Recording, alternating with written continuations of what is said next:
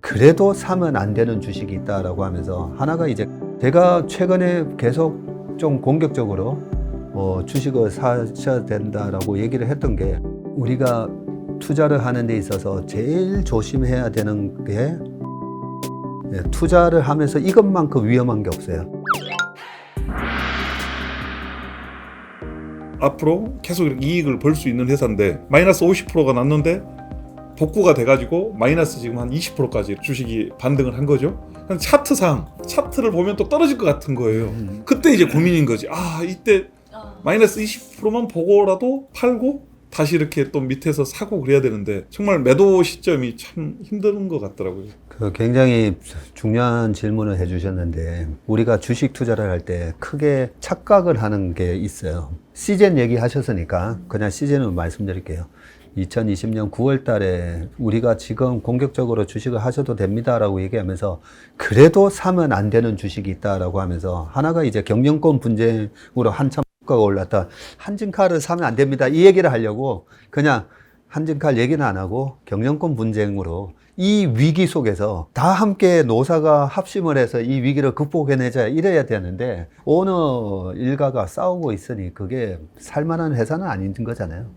주가는 이제 많이 올라가 있었고 그래서 사면 안 된다라는 얘기를 했고 또 하나가 이제 시젠 같은 일시적인 이익이에요. 일시적인 이익. 그러면 6천억이라는 이익이 나기 전에 시젠이 2017년, 18년, 19년도에 이익이 얼마나 났었죠? 미미했던 것 같습니다. 예. 사실은 미미하지는 않았었어요. 근데 6천억의 이익에 비해서는 미미했죠. 100억에서 한 200억 정도 이익 났으니까. 근데 시젠이라는 회사 자체는 되게 좋은 회사예요. 진단 키트 같은 경우에는 뭐 말라리아뿐만 아니라 계속 이제 사용이 될 거니까 성장성은 좋은 회사인데 코로나 때문에 6천억 이익이 나면서 그러면 그 이익이 많이 나는데 제가 참 안타까운 게 재작년에도 그런 부분을 얘기하면 실시간 댓글에서 그런 얘기를 하신 분이 계셨어요. 아니 시젠 같이 이렇게 이익 많이 나는 회사를 안 사고 왜 다른 걸 얘기하는 거죠. 주식 우리가 재무관리 시간에 배워요. 보통주 평가 방법. 주식을 적정 가치가 도대체 얼마인지를 어떻게 평가하냐. 그게 이제 DCF 모델이라고 해가지고 디스카운트 캐시 플로우라고 해가지고 현금 할인 모형이라고 그러죠. 아니면 배당 할인 모형 해서 향후 10년 동안에 얼마를 버냐는 거죠. 얼마를 버는 걸 현재 가치화한 게 소위 말하는 DCF 모델인데 10억씩 해가지고 10년을 벌어요. 예, 10년 뒤에 10억도 이제 그 물가 다 감안을 해서 10억을 벌어서 현가했을 때 10억이라고 치자고요. 그러면 다 합치면 100억이잖아요. 그러면 지금 10억 버는데 시가총액은 다 합친 거 100억으로 보통 평가가 되기 때문에 PER이 거의 10배에서 움직이는 거예요. 우리나라 같은 경우에.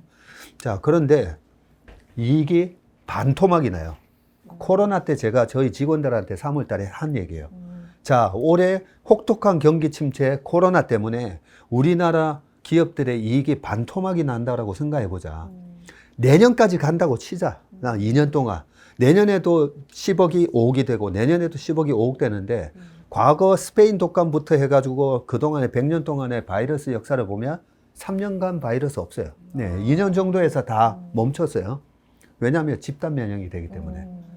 그래서 반토막 났는데 그러면 주가는 얼마가 빠지는 게 맞냐는 거죠. 처음에 이익이 반토막이면 주가가 얼마 빠져야 될 것 같냐 하면 거의 다 대답이 50%는 빠져야 되는 거 아니에요? 반토막. 네. 근데 지금 올해 5억이 나고 내년에 5억이 났어요. 그리고 그 다음에 회복이 돼서 다시 10억이 나요. 그러니까 합치면 얼마예요? 5억 나머지 8년 동안 10억씩 하면 90억이죠. 그래서 실제로 이익이 반토막이 2년 연속 난다고 했을 때 적정 주가는 10% 빠지는 게 맞아요. 이론적으로. 이 얘기는 교과서에도 안 나와 있더라고요. 근데 보통은 보면 우리가 삼성전자 갤럭시 노트 7 배터리 사고 그걸로 2조 5천억 뭐 얼마 손실 처리했죠. 그때도 주가 확 빠졌다가 나중에 다 올라와요. 50조 40조를 버는데 2조 5천억 일시적인 거라는 거죠. 미래의 이익을 다 따져보면 시즌도 마찬가지예요. 자, 6천억이 이익 나니까 PER 10배 곱해줘야 된다? 6조? 아니라는 거죠. 그거는 일시적으로 번 거고 향후 10년에도 그 정도 벌 수 있나? 향후 10년 내후년에도 3천억씩 벌 수 있나? 못 벌어요.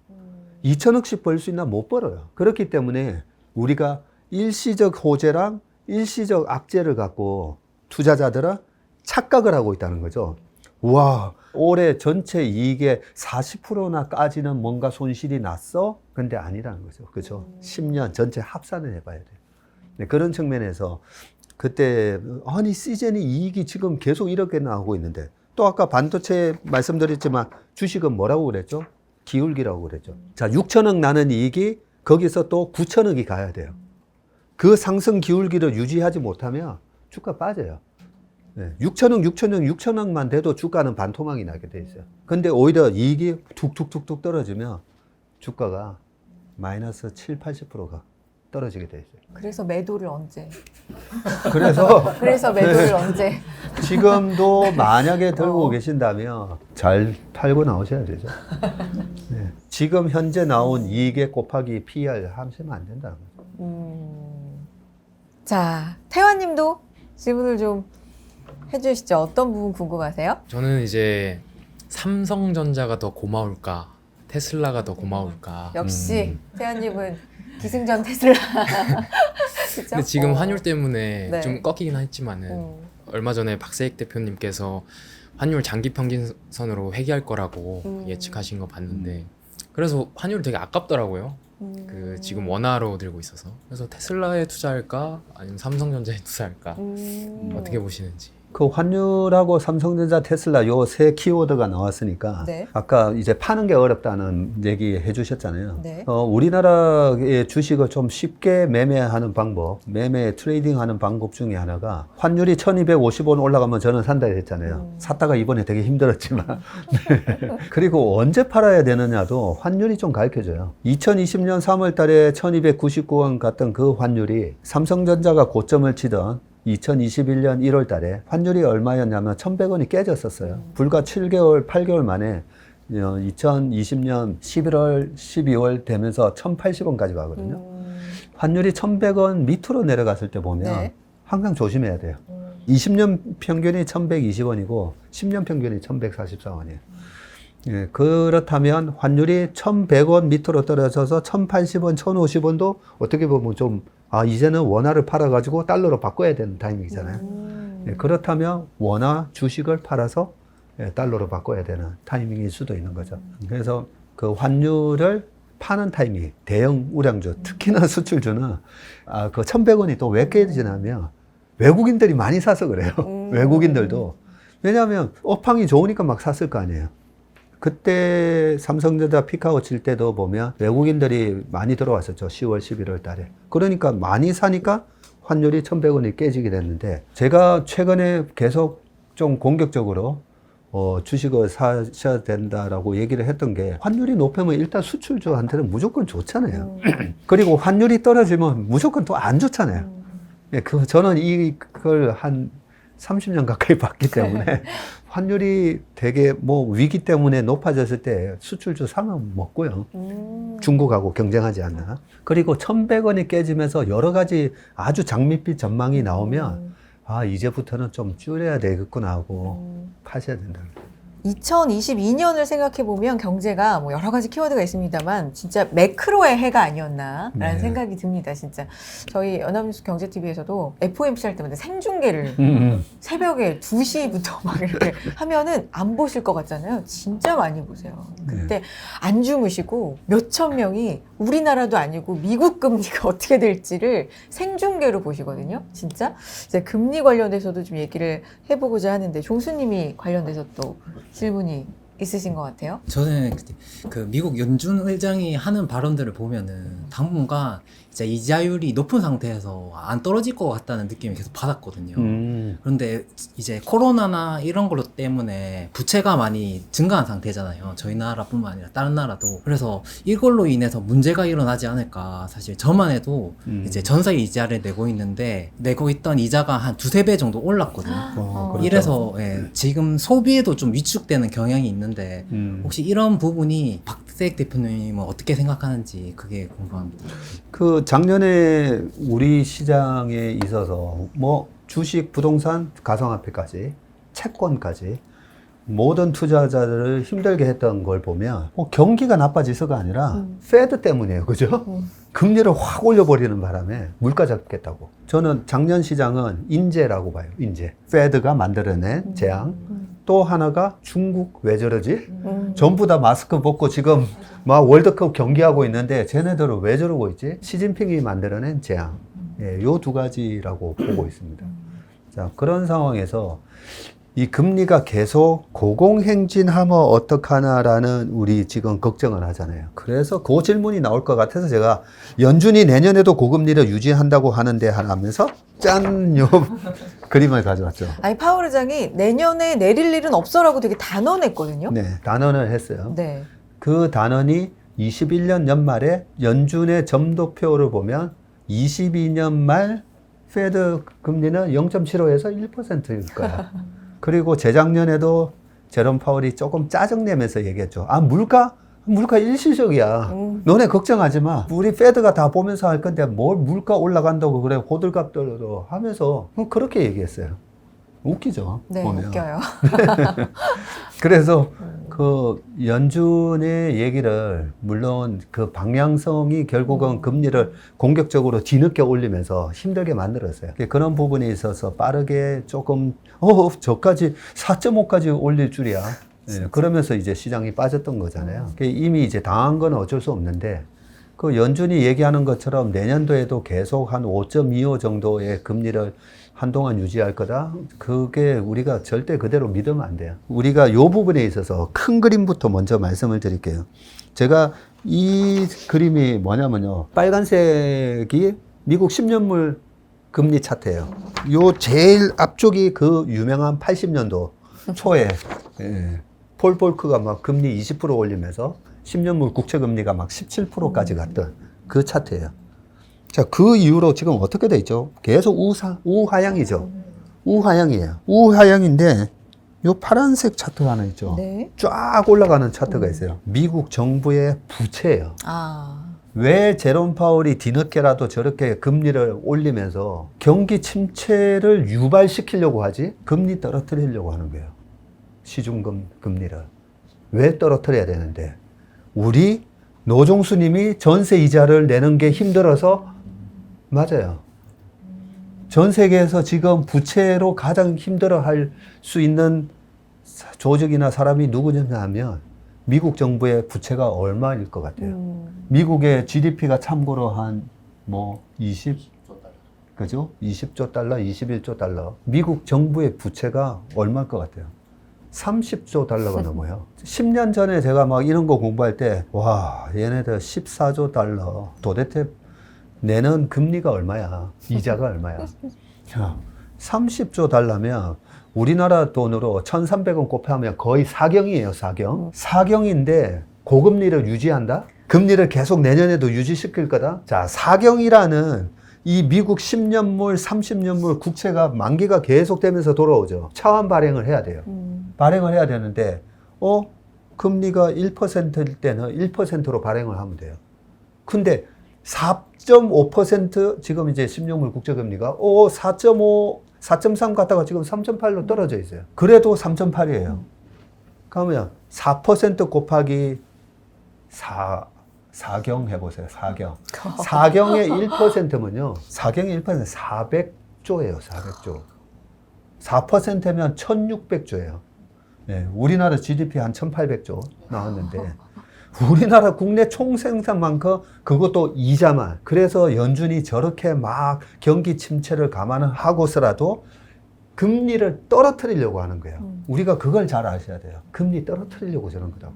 왜냐하면 우리 노종수님도 힘들고 미국 정부가 더 힘들어질 수가 있어요. 그래서 이 10년물 국채금리는 유가가 147불 갔던 2008년도에도 보면 금리가 확 더 치고 올라갔느냐? 올라가는 척 하다가 다시 확 떨어져 버려요.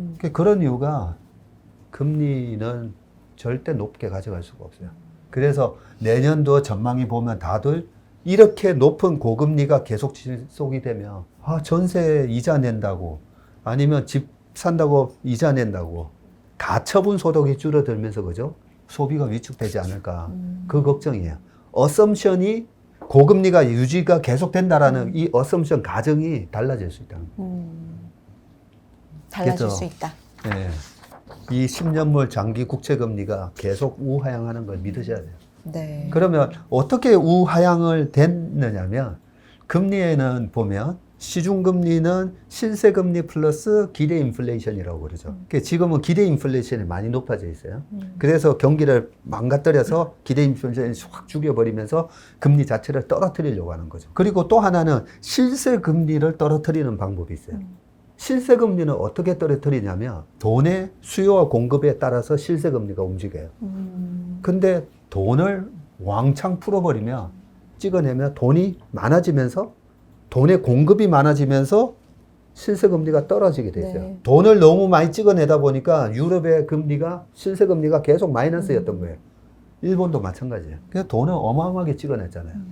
돈을 어마어마하게 찍어내면서 일시적인 인플레이션으로 금리가 올랐지만 연준이 찍어낸 저 어마어마한 ECB 유럽 중앙은행이 찍어내고 일본 중앙은행이 찍어내고 그 엄청난 돈의 양이 너무 많아가지고요. 그래서 실세 금리가 이렇게 40년 내나 계속 떨어지고 있는 거예요. 네.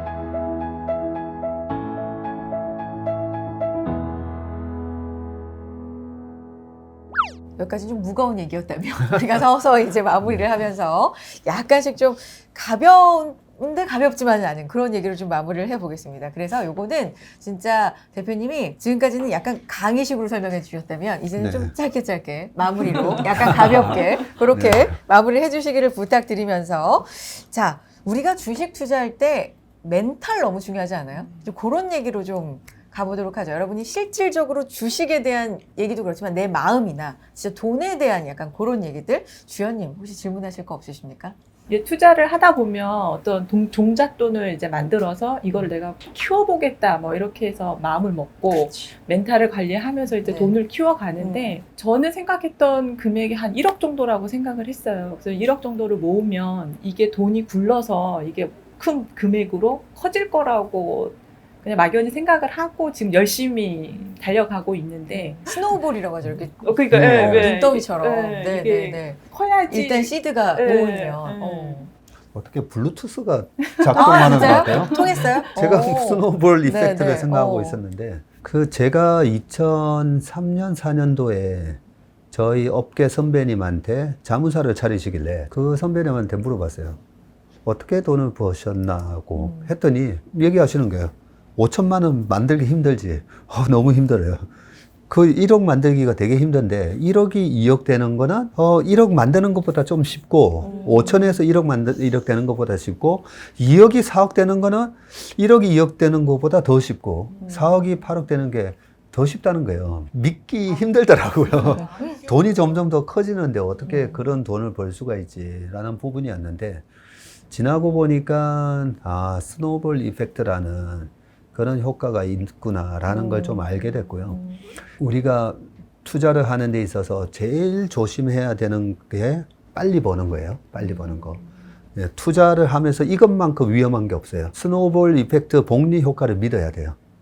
그 복리 효과를 믿어야 되는데 어느 정도를 내가 목표로 하면 되냐. 저랑 되게 친한 동생 중에 한 명이 5천억을 번 동생이 있어요. 네, 그 동생한테 물어봤었어요. 너는 도대체 1년에 수익을 도대체 얼마나 내냐 했더니 26%가 전 목표입니다. 아니 월 26%냐 했더니 연 26%라는 거예요. 아이고, 그래도 제가 아는 주식의 최고수 중에 3명 중에 1명인데 연 26%? 그랬더니 딱 얘기하는 거예요. 형님 연 26%씩 벌면요. 예. 그러면서 실제로 자기가 대학생 때 과외를 해서 번 돈으로 어렵게 1억을 만들고 1억이 2억이 되고 2억이 4억이 되고 이렇게 불어나는 걸 얘기해 주면서 26%씩 벌면서 10배씩 이제 늘어난다는 거죠. 그러면 워런 버핏의 연평균 수익률이 거의 26%예요. 워런 버핏이 11살 때 $500로 시작을 해가지고 21살 때 $5,000, 31살 때 5만 불 계산해 보니까 지금 50조 나오더라고요. 조금이라도 빨리 시작하는 게 맞긴 맞아요. 아까 네, 5살. 네. 행운하죠. 5살 때부터 시작하면. 네. 금액이 적더라도 5살 때부터 이제 복리 효과를 내는 그게 중요한 거고. 그랬을 때 이제 워런 버핏이 얘기했던 게 복리 효과, 스노우볼 이펙트가 나오려면 왕창 깨지는 건 없어야 된다는 거죠. 근데 우리가 좀 착각을 하는 게 매년 절대 손실이 나면 안 된다. 이건 아니에요. 워런 버핏 작년에도 보면 결국 연말 주가 기준으로 하면 손실 났겠죠. 버크셔 해스웨이는 플러스로 끝났지만 투자 주식에서는 손실이 났을 거예요. 애플이 30% 빠졌잖아요. 우리가 매년 돈을 벌어야 되는 거 아니에요. 그래서 가치 투자를 하다가도 마이너스 30 갈 수 있어요. 근데 이 주식은 내가 들고 있으면 자사주 매입이랑 배당이랑 그다음에 그 회사의 ROE랑 해가지고 연평균 그래도 15% 이상은 벌겠다 싶으니까 가지고 있는 걸 거라고요. 그런 개념으로 우리가 투자를 할 때 연 15%를 번다라는 목표를 하세요. 워런 버핏처럼 처음부터 그래 나도 26%씩 벌어볼까? 네. 그 미국도 옛날에는 고금리 시절이 있었잖아요. 고성장 시절에. 그러니까 26% 나왔던 거고 지금 같은 저성장 시대에는 저는 15%만 벌면 된다고 생각합니다. 그래서 고객분들한테도 경제적 자유를 나중에 얻고 싶은데 그런 말씀하셨을 때 자, 3억이 15%씩 5년 지나면 6억이 돼요. 5년만 지나도 복리 효과로 딱 더블이 돼요. 그리고 또 5년이 지나면 12억이 되고 거기서 5년이 더 지나면 15년 차가 되면 24억 이렇게 되는 거예요. 그렇기 때문에 처음에 시드 만들기를 만들기 위해서는 무조건 이제 검소하게 생활 자체가 이제 검소해야 되고 그리고 럭셔리 카, 자동차 사고 싶어도 참으셔야 돼요.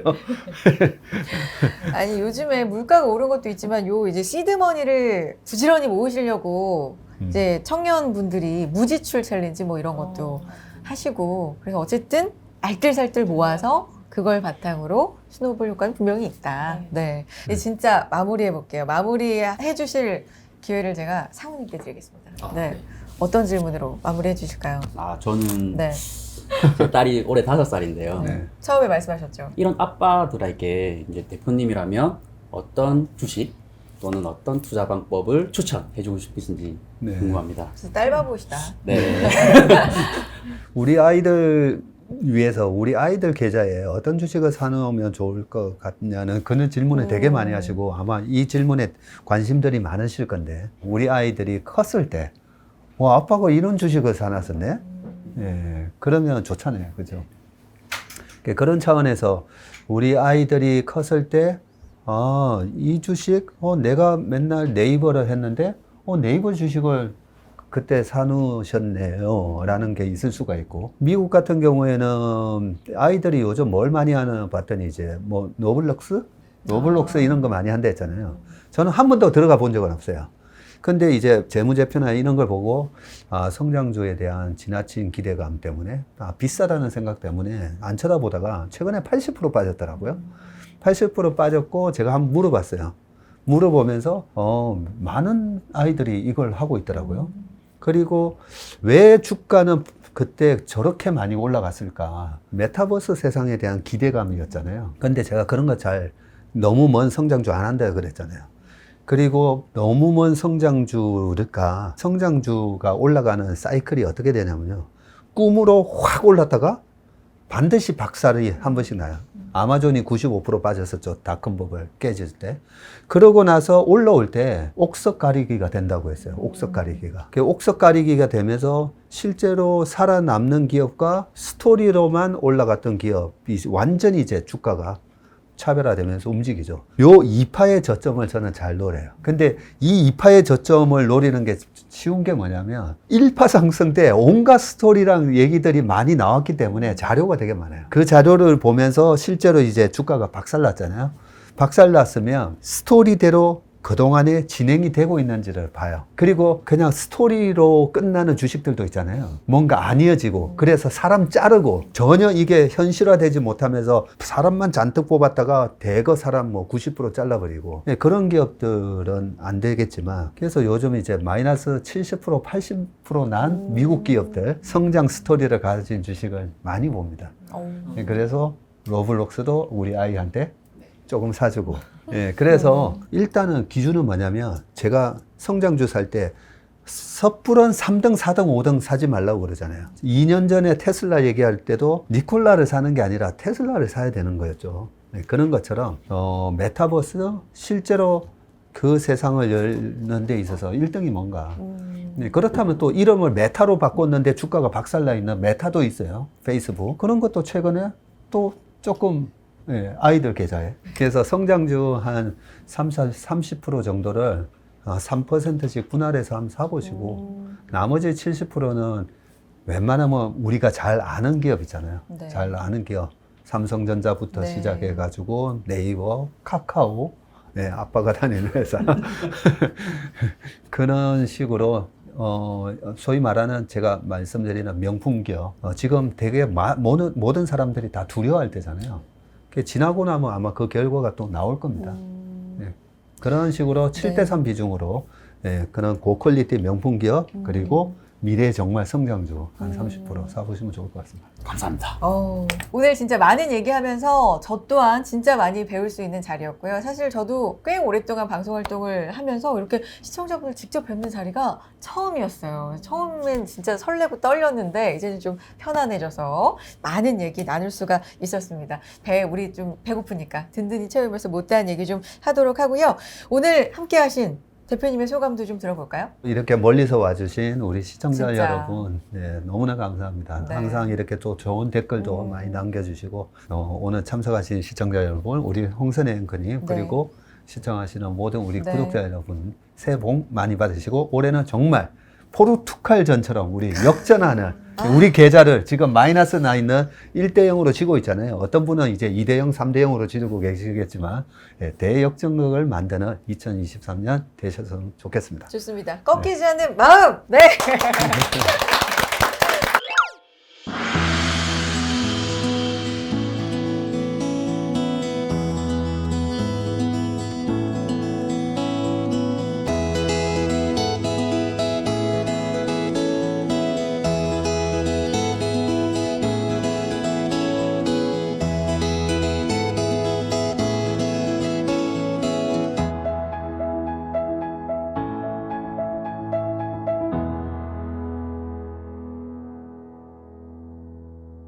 전례 없는 금리 인상이죠. 환율 너무 어려워요. 결론만 알려주세요. 당신은 외환 모태솔로입니다.